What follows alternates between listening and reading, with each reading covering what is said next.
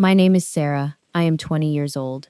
And there is one night in my life, one single night, that I will never forget for as long as I live. Not because something dramatic happened, not because it was like the movies, but because on that night, I learned something about love that no one, not my mother, not my aunts, not my friends, not a single story I had ever read, had ever told me.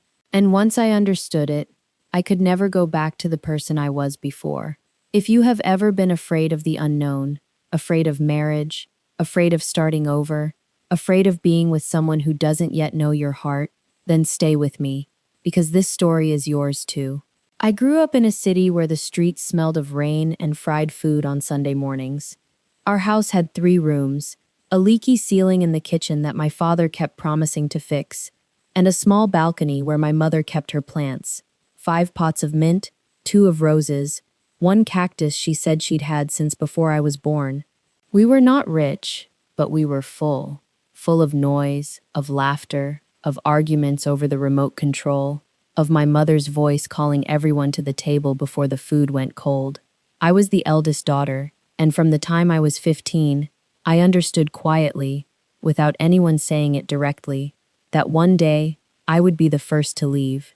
I had dreams, simple ones.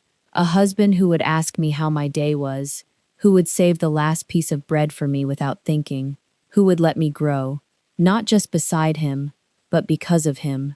But underneath those dreams lived a fear I never gave words to, the fear of the first night, not the wedding, not the ceremony, not even leaving my parents' home. The fear of that specific moment, when the door closes, the world outside disappears, and you are alone in a room with someone who is technically your husband, but is still, in every honest sense, a stranger. I carried that fear in silence for months. My wedding was arranged. His name was Ahmed. Everyone said he was steady, educated, calm, the kind of man who would never raise his voice and always come home on time. I had met him 4 times, always surrounded by family, always in formal clothes, always performing the version of himself that families present to each other. We had never had one real conversation, not one where both of us were just ourselves. The wedding morning arrived with all the noise a Pakistani wedding carries. By 7 a.m., the house smelled of haldi and rosewater and my khala's perfume, which she always wore too much of. Women were everywhere, laughing, singing old folk songs, painting my hands with henna so dark it would stain for 2 weeks. My younger sister sat beside me the whole morning holding my hand, not saying anything, just being there. I wore a deep red lehenga embroidered with gold thread. The jewelry on my neck was heavy enough that by midday my shoulders ached. From the outside I looked exactly like a bride should look, radiant, composed, ready. Inside I was a girl who wanted her mother. Throughout the ceremony, through the nikah, through the rukhsati, through every photograph and every congratulation, one question circled my mind like a bird that would not land. What is going to happen tonight? I had heard stories. My cousins whispered about their first nights at weddings in hushed voices that stopped the moment any elder walked in. Some stories were tender, some were frightening. One cousin had cried for 3 days, she said, but then smiled and said she didn't know why now. None of those stories gave me calm. None of them gave me language for what I was about to walk into. When it was time to leave, my father held my face in both his hands, rough, familiar, the hands that had carried me on his shoulders when I was 5 and had pressed money into my palm every Eid. He didn't say much, just, Apna khayal rakhna beta, or sabr rakhna, sabr se bade ghar bante hain. Take care of yourself, and keep patience. Patience builds the biggest homes. I held those words like a stone in my fist, the whole drive to his house. His family received me warmly.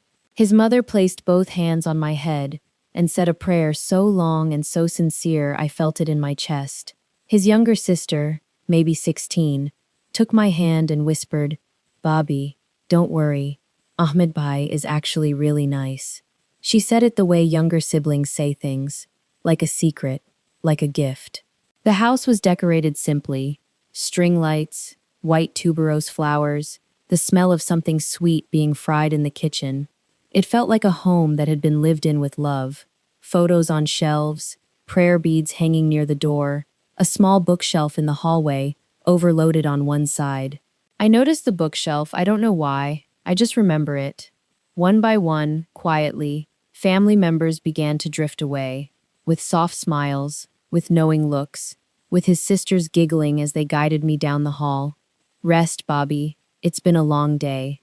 The door closed, and I was alone. In a room I did not know, in a life that was not yet mine.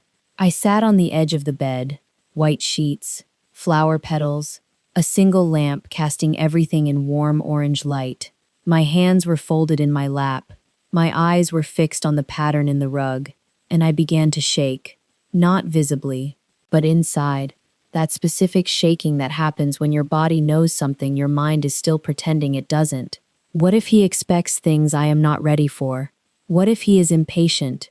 What if he takes one look at me and feels nothing?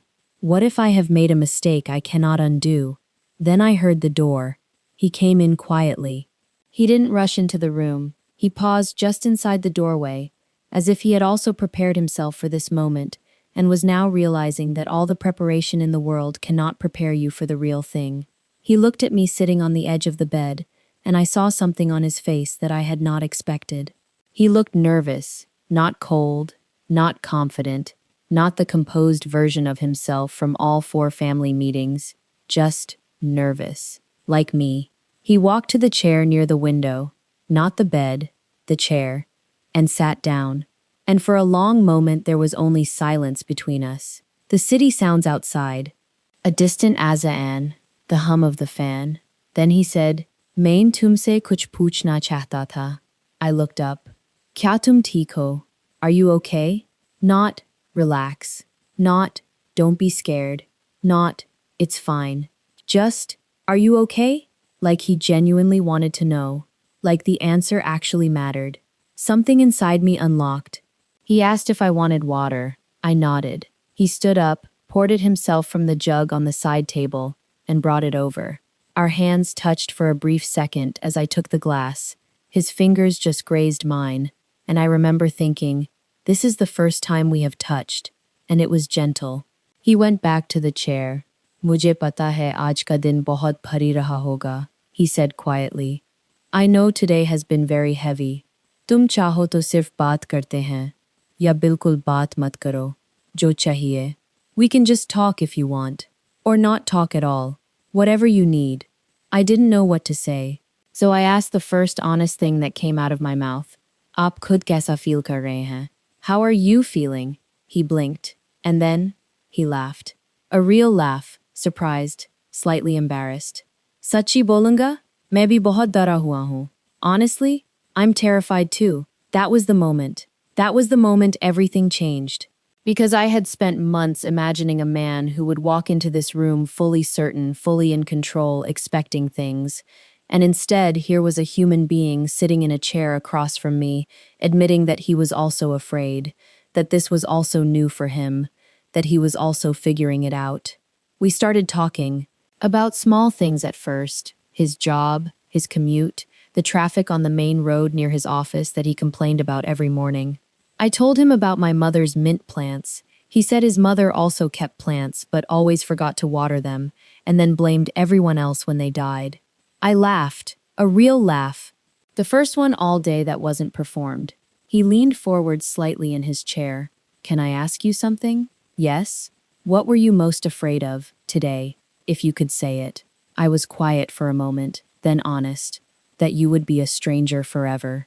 He was quiet too. Then, "Main wada nahi kar sakta, ke main perfect hoonga," he said softly. "I can't promise I'll be perfect. Lekin main koshish karanga ke tum kabhi akela feel na karo. But I'll try to make sure you never feel alone." Hours passed. We talked about his childhood. He had broken his arm falling from a rooftop at age 9 trying to catch a kite, and to this day couldn't fully extend his left elbow. I told him about the time I failed a math exam and hid the paper under my mattress for 3 weeks until my mother found it, while changing the sheets, and sat beside me and said nothing. Just handed me extra tuition money without a single word of scolding. "She didn't scold you?" he asked. "No. She just said, beta, shame, or guilt, same cheese nahi hoti. Ek tumhe sikhata hai, dusra sirf todata hai. He went quiet for a moment. Your mother is very wise, he said. She is, I said, and my eyes filled. He noticed. He looked away, toward the window, and gave me that moment in private. That small act of looking away, that deliberate courtesy. I made a decision in that moment, not a grand one, just a quiet one. I think I can trust this person. Much later, when I said I was tired, he stood immediately. Tum bed pay so jiao. Main yahan tiku. You sleep on the bed. I'll be fine here. He motioned to the small sofa near the wall. Aapko nahi karna ye, I said. You don't have to do that. Main janta hoon, he said simply. I know. Lekin ye ghar abhi tumhara nahi laga hoga. Ek raat mein nahi lagta. Tum aram se so jao. Kal se sab milke seekhenge. This house probably doesn't feel like yours yet. It doesn't happen in one night. Sleep comfortably. From tomorrow we'll learn everything together. I lay down. He turned off the main light and sat by the window in the dark. And for the first time in months, the fear was gone. Not because anything grand had happened, but because I had been seen. Quietly, carefully, without demand. Seen for exactly who I was, a nervous girl in a new room, and treated like that was completely okay. Before I fell asleep, I whispered, barely audible, Shukriya, thank you. From the darkness across the room, softly, Kalbi hume, Barsobi, Hamesha, I'm here tomorrow too. And the day after, always. I woke up to sunlight coming through curtains I didn't recognize, and the smell of chai. He was in the kitchen. When he heard me, he looked up and smiled, not the cautious smile of the night before. An easy one, already comfortable. Chai? Han. We sat at the kitchen table. Neither of us spoke for a few minutes, but this silence was entirely different from the silence of last night. This one had warmth threaded through it. His mother came in, looked at both of us, and said nothing. Just smiled the way mothers smile when something has gone the way they quietly hoped. Days turned into a week into 2. I learned he needed silence for 20 minutes every morning before he was fully human. He learned I was unreasonable before my first cup of tea. We made small adjustments, small courtesies, without negotiating them. They just happened naturally, the way two people slowly learn to share a space. One evening, he came home holding a small paper bag. He placed it on the table without ceremony. Inside was a tiny cactus in a clay pot. Tumne kaha tha कि तुम्हारे हाथ से सारे पौधे मर जाते हैं, क्योंकि तुम पानी देना भूल जाती हो, he said with a completely straight face. ये नहीं मरेगा. You said all your plants die because you forget to water them. This one won't die. I laughed until I cried. It was the most thoughtful gift I had ever received. Not because it cost anything, but because it meant he had been listening. Not performing listening, actually listening. Holding a small thing I said in passing and carrying it home. One night, about 3 weeks in, we were sitting on the balcony. The city was loud below us. He was drinking chai. I was quiet. I asked him something I had been carrying since the first night. Aap itne careful kyun tha? Pehli raat. Why were you so careful that first night? He took a moment, set down his cup. Mir abu bahat kum bolte tha, he said quietly. My father spoke very little. Ghar mein sab theek tha. Koi marpeet nahi thi. Koi bura insaan nahi tha. Lekin ammi hamesha thodi si simat ke rehti thin. Jaise unhe itni jagah milti thi, bas utni leti thin. But my mother always lived a little contracted, like she only took up the space she was given. Main us raat se darta tha, jab se nikah tay hua tha. Sirf ek cheez soch ke.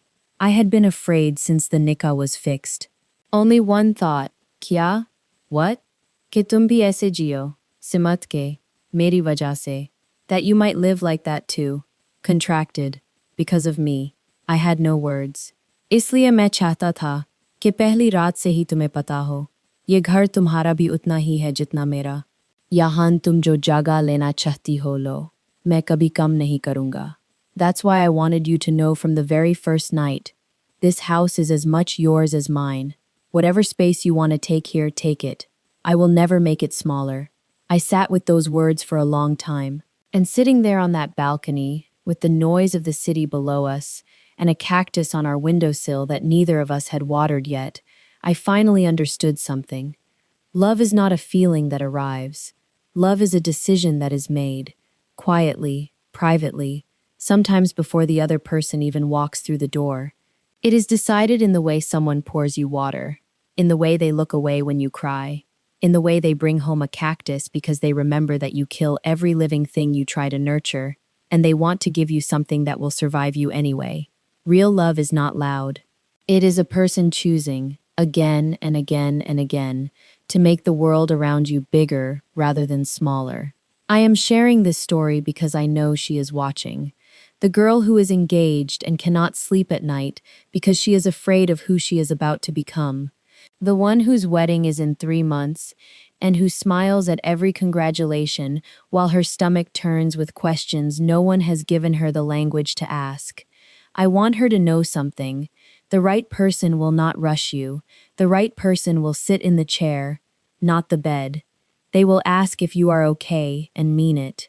They will look away when you need to cry. They will bring home small things that say, I was thinking about you. Not every story looks like mine. I am not pretending it does, but I am telling you what is possible, and you deserve to know what is possible. If you are already married, I hope this brings something back. Maybe a memory of your own first night. Maybe the reminder to say something tonight to your person that you have been meaning to say. And if you are somewhere in the middle, hold on to this. Love does not begin with a grand moment.